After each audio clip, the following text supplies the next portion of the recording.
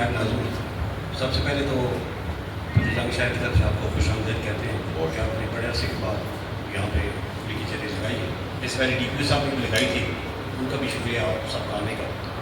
तो public interest के हवाले से जो भी बंदा कोई काम करता है या सहम इक़्तिदार जो भी आता है तो उसका फ़ायदा सब लोग उठाते हैं। तो मेरे 2-3 पॉइंट हैं जनरल। वो पहला पॉइंट तो ये है कि फ़तेह जंग तहसील बहुत पुरानी तहसील है डिस्ट्रिक्ट कटक की। तो यहाँ पे ये 14 यूनियन काउंसिल पे मुश्तमिल है। यहाँ पे एक थाना है साथ बड़े अरसे से।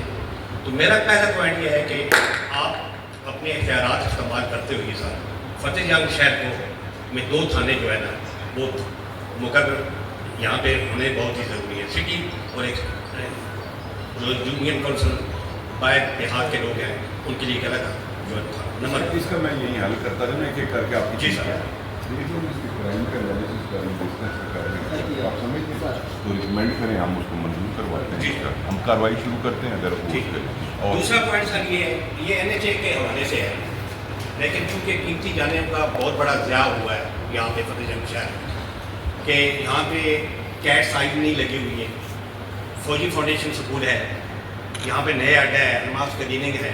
इसके अलावा ये अड्डे पे जो स्कूल है मेन चौक में बच्चियों का स्कूल है साथ और हॉस्पिटल साइड पे। तो बड़े अरसे से ये आवाज़ हम बुलंद करते रहे लेकिन अभी तक कोई उसका मुतबादल या परमानेंट हल नहीं हुआ और बहुत सारी कीमती जानें बच्चों की ज़ाया हो गई ना। तो मेरी ये रिक्वेस्ट है समझिए जी सर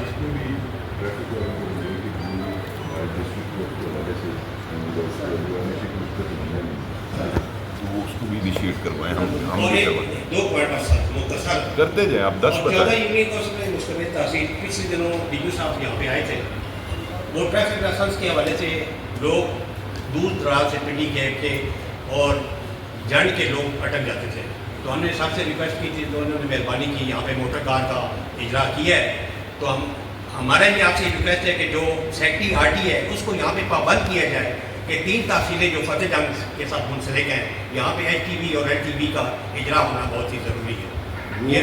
वो आप सिर्फ इस चीज़ को देखें कि LTB और HTB के लिए कितने लोग उसके लिए वो अप्लाई करते हैं, आप समझें, ठीक है ना जी। अगर वो सेक्रेटरी एक तो सेक्रेटरी RT को हम तो सजेस्ट ही कर सकते हैं, हम तो उसके हवाले से नहीं है, मगर असल पॉइंट ये समझें कि अगर वो उसका लाइसेंस का टेस्ट वगैरह भी कोई महीने में एक दफ़ा होता है या 10 दिन के बाद होता है, अगर वो इतने दफातर खोल के यहाँ इतने मुलाजिम बैठे और बनाने उन्होंने 10 लाइसेंस हो पूरे महीने में, तो आपको अखराजात का अंदाज़ा है बिजली से शुरू हो के सारा कुछ करके, ठीक है ना जी। या तो यहाँ पे बहुत ज़्यादा तादाद हो तो समझ में भी आती है